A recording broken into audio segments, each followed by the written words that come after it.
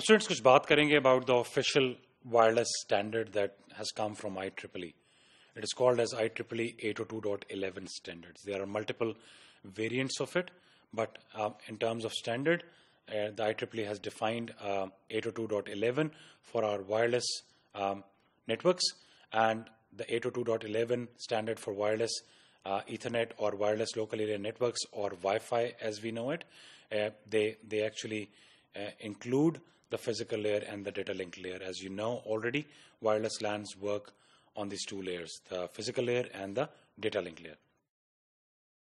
Students, as I told you, the IEEE 802.11 or wireless local area networks are sometimes also called wireless Ethernet, or they are also called the Wi-Fi after the wireless fidelity after the Wi-Fi forum that is actually developing and growing the Wi-Fi as a local area network technique. Students, if we talk about the architecture of 802.11 that's given to us by IEEE, there are two different types of services that are offered by IEEE 802.11. The first one is called a BSS or a basic service set, and the second one is called a extended service set or an ESS.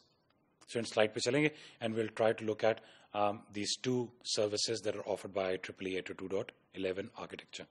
Now, students, the first one in this particular case that you're looking at is called the basic service set. That's the figure on the top. It's also called as infrastructure BSS, and as you see, it's basically different wireless hosts that are using an optional access point in the middle.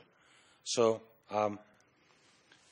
they can communicate with each other without this access point if they want. They can, it's basically the BSS without an AP. If the AP does not exist in this figure, it is a standalone network, and it can actually communicate. The hosts in this network can communicate within this network between each other, but they cannot send the data to other BSSs. If they want to send data to other basic service sets under IEEE 802.11, then they need to have an access point, and we call this as an infrastructure BSS. Without the AP, if the AP is not there, we call this an ad hoc network, and in this architecture, stations can form the network without the need of an AP. So students, just to be clear, without AP is optional. Without AP, wireless hosts can still communicate with each other, and we call this a wireless ad hoc network. If we have got an access point, which we definitely need if this BSS wants to communicate with other external BSSs, and if we have that access point, we call it as the infrastructure BSS. Students, the ad hoc BSS is shown by the figure below, and you have got the infrastructure BSS that is on the figure above. Students, the second type of service that's offered by IEEE 802.11 is the extended service set, and this is, as you can see on the slide, it is made up of two or more basic service sets with access points in each of these basic service sets. Students, they are connected. All these BSSs are connected through our distribution system, as you can see.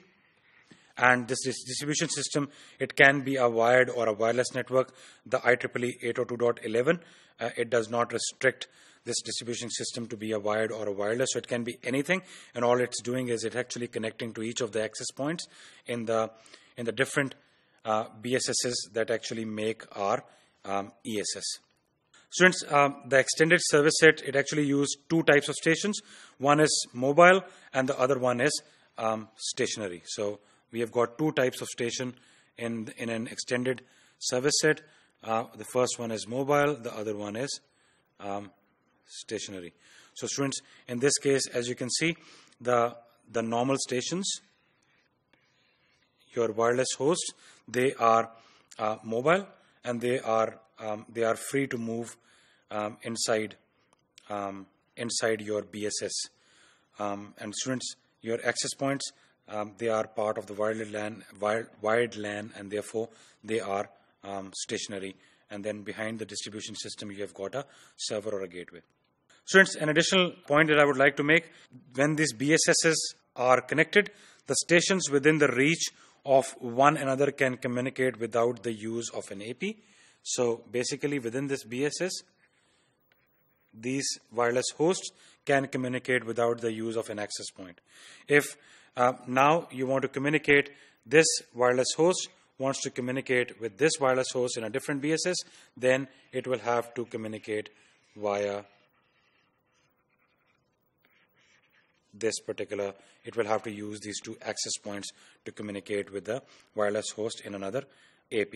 Students, IEEE 802.11 standard, it defines 3 different types of stations based on their mobility. Students, the first type is called no transition mobility, and this consists of all the stationary stations that we have, or the stations that only move within a basic service set or a BSS. Students, BSS transition mobility is our second station type, and this is the type of stations that can actually move between 2 BSSs. And students, the last one is an ESS transition mobility, and in this particular case, these are the stations that can move from one ESS extended service set to an other extended service set.